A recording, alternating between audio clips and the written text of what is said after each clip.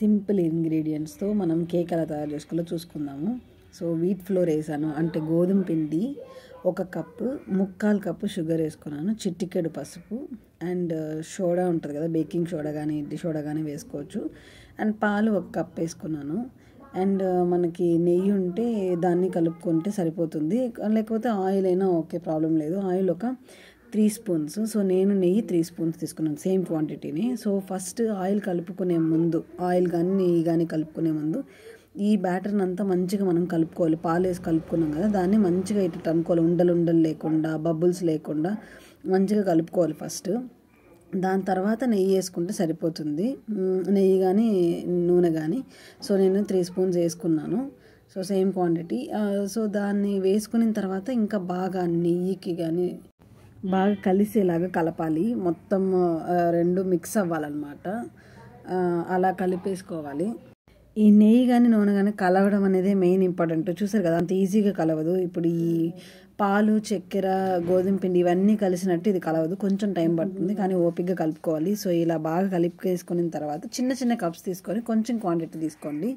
నేను ఒక పెద్ద గ్లాసులో చాలా చిన్న క్వాంటిటీ తీసుకున్నాను, ఈ పెద్ద గ్లాసులో కొంచెం ఎక్కువ క్వాంటిటీ తీసుకున్నాను. మనది ఓవెన్ అయితే ప్రాబ్లం లేదు, మీ కాడ ఓవెన్ ఉంటే మాత్రం మీరు ఫుల్ గ్లాస్ పోర్షన్ తీసుకున్నా బాగుంటుంది.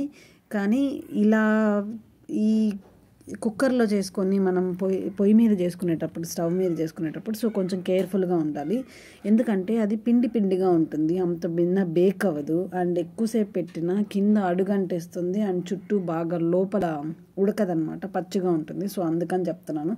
ఇదైతే భలే వచ్చింది బుడ్డిది. పెద్దది వచ్చేసి బాగా వచ్చింది, కానీ ఓవెన్లో తినే టేస్ట్కి, మనం బయట షాప్లో తింటాం కదా ఓవెన్లో చేసింది, అండ్ మన దగ్గర తీసుకునే టేస్ట్కి తేడా ఉంది. అండ్ అంతేకాకుండా షుగరు నేను 1 కప్ ఆఫ్ గోధుమ పిండికి మనం 3/4 కప్పు షుగర్ వేసుకున్నాము. సో అది కొంచెం తీపి ఎక్కువగా అనిపిస్తుంది.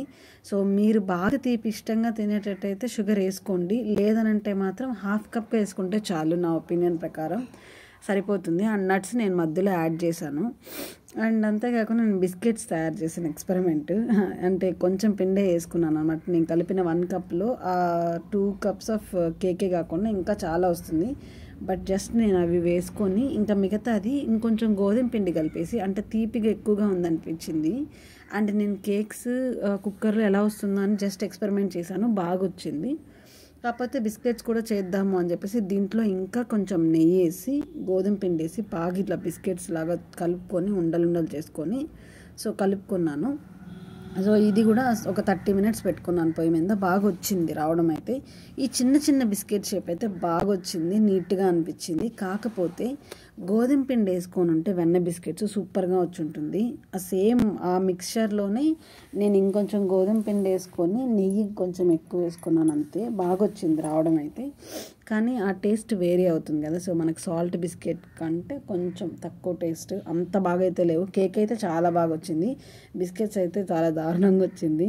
చిన్న బిస్కెట్స్ అయితే ఓకే, సంహవ్ మనం తినొచ్చు, కానీ ఈ పెద్ద షేప్స్లో కూడా బిస్కెట్స్ ఇంకా మిగిలిన పిండితో చేశానమాట. కేక్ వచ్చినంత బాగా అయితే రాలేదు, టు బీ ఫ్రాంక్. ఈ పెద్ద బిస్కెట్స్ అయితే దిబ్బ రొట్టెల్లా వచ్చాయి, దారుణంగా ఉన్నాయి. నేను ఇంకా దీన్ని తినాలన్న ఇంట్రెస్ట్ కూడా పోయింది. ఆ రౌండ్ షేప్ ఒక్కటి ఉంది చూసారా, ఆ బిస్కెట్ ఒక్కటే బాగా వచ్చింది, చాలా దారుణంగా వచ్చింది. అండ్ ఇక్కడ ఫన్ పార్ట్ ఏంటంటే మా వాడికి ఇచ్చాను, చూడండి ఎక్స్ప్రెషన్. 10 రూపీస్ ఇస్తారా?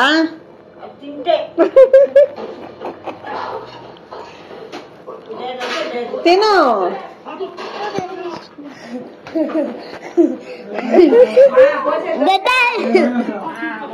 తినే తనక్కలాడుతున్నట్టు తినేదానికి వాడు ఎక్స్ప్రెషన్స్ దారుణంగా ఉంది. పాపం బిస్కెట్స్ అయితే ఇంకా నేను చచ్చినా చేయను, ఇంట్లో వాళ్ళు చేసిన మైదాతోనే చేస్తాను, కానీ వీట్ ఫ్లోర్తో అస్సలు. 10 రూపీస్ వద్దా? అది తింటే 10 రూపీస్ ఇస్తా.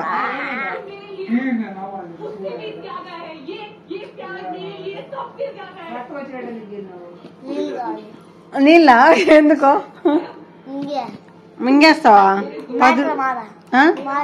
మాత్రం మాదిరి మింగేస్తావు.